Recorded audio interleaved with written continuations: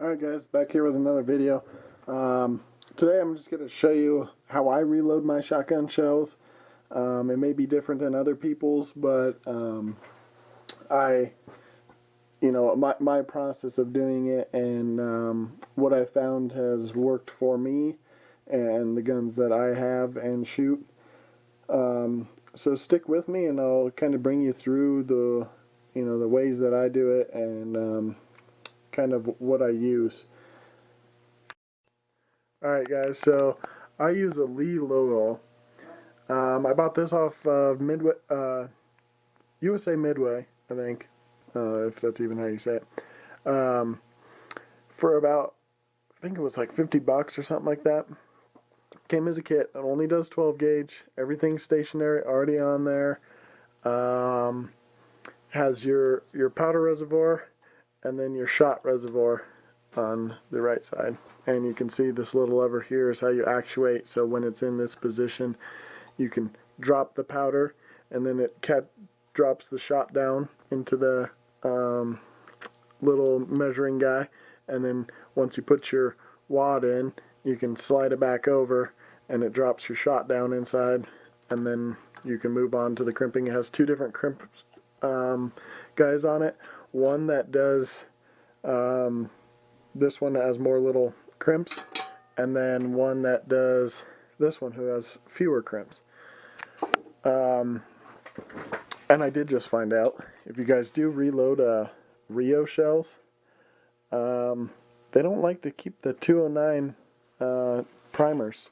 These guys here, you can punch them out, but then they're so sloppy and easy in there that they'll just fall out. So it fell out after this thing's all reloaded. So that's kind of a good thing to know, just so you guys know. I wouldn't suggest to use Rio shells or holes.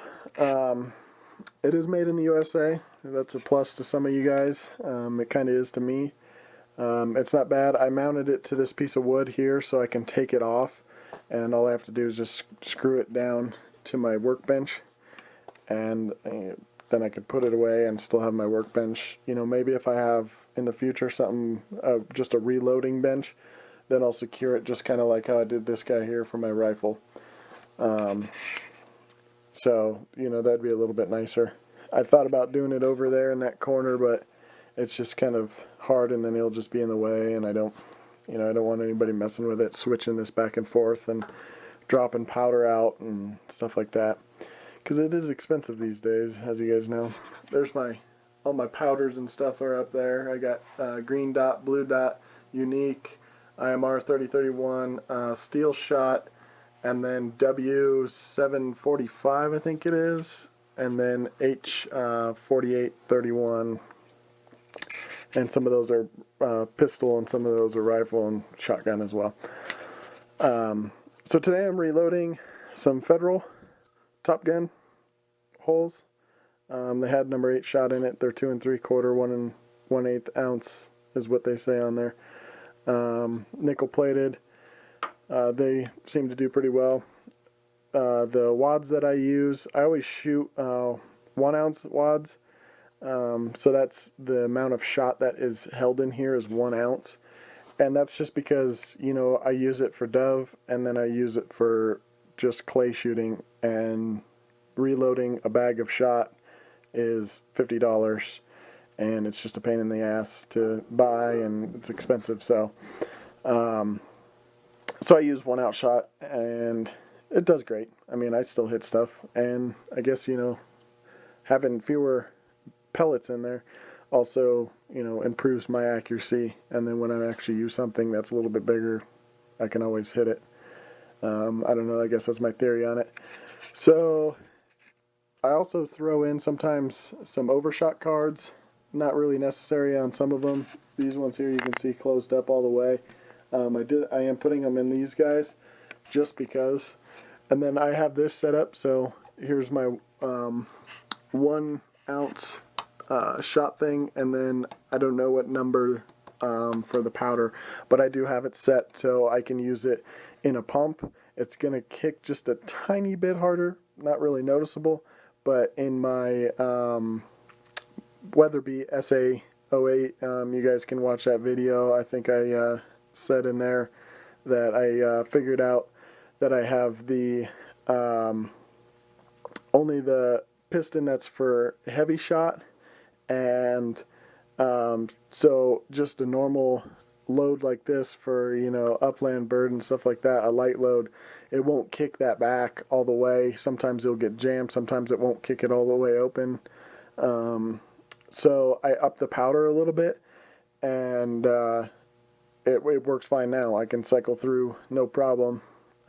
So it might give a little bit more kick on a pump action, but probably nothing noticeable. And I'm using green dot powder for that as well. And then I think number 9 shot lead, that's all I could find at the time, and I kind of really needed it to reload so I can go out and shoot that SA-08 dove hunting. And so that's what I picked up. You know, it's not too bad. It's small, but not too terribly bad. So I'll show you guys the process of me going through the loading steps, and stop talking so much about everything else. So, and also there's a little reservoir down here that catches all the empty primers, bad ones. So here we have a new shot shell, empty. There's a sizing collet, and it only goes on one way, and you'll figure that out. It's kind of hard. The little ring goes towards the top. It says 12 on there for 12 gauge. So that slips in here. It's got a little hole so it punches it down into that reservoir. This is just the deprimer and sizer, I guess you could say. Lever comes down, push it down. Now this is sized and seated on there. I can't get that off with my hands. So you can see, hopefully, through that shot shell. Take a primer. It's a slow process, but once you get a hang of it, I mean, I did 500 rounds in an hour once, so once you go fast, it's no problem. So I just push the primer in there. You drop it down in this hole. Hopefully you guys can see that. There's a little piece of steel in there, and that pushes it up, and this is on a spring. And at the same time, this outer diameter thing is a little bit smaller, so it pushes off the sizing guy. Then you come over here, slide it under. There's little teeth things, so you have to kind of watch that. That just helps guide like the wad and stuff in. So I'm going to come down, I'm going to powder, and here we can tell it's 163 is what I use, so you guys can look up on your Lee books and stuff like that and see exactly what I'm using. Green dot as well. So come up after that, put my wad in. It's kind of hard doing it one-handed. Goes down, seat it all the way down. I found out that works a little best, so then you're not sitting too high. So there it is, in there. Slide over my shot. Shot is in there beautifully. Now I'm putting overshot cards in here. You guys don't really have to do this, but I prefer to. Overshot card. Now it goes in the front one because it has multiple crimping dealies on it, fingers I guess. So that starts the crimping. Bring it over here. Slides into this little collet. Come down, pressure down nice and hard, and it pushes it all the way in there the rest of the way and kind of gives it that little lip. So yeah guys, that's how I reload shotgun shells. That's kind of my setup and my formula for my guns. You know, it's all going to depend on your gun, and you're going to have to do a little trial and error. That's what I did, and find out what works for you, that's comfortable for you, and also your gun, and you know, will perform the way you want it to. I know shotgun shells are cheap. You can go out and buy, you know, this Winchester Universal stuff for, you know, 20 bucks for 100 rounds, but I'd rather reload mine.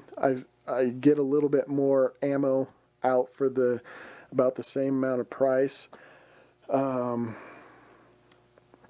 So I think there's a lot more. I forget the math that I did on it, but I get quite a bit more ammo for what I spend in this, comparable to just go and buy stuff. I want to try and find some steel shots so I can reload for duck and goose. That would save me a ton of money. That's the big saver right there. So other than that, I mean, if you guys know where to get steel shot, leave a comment in the description down below. I also leave a link to that SA08 Weatherby down below, and you can check that out. And you can also check out another link I put down there for my Mossberg 500, and those are reviews on those guns. And I have used them, have hunted, and have killed things with them, so they are up to my quality, and I highly recommend them. So go check out those videos, guys. Take care. See you on the next one.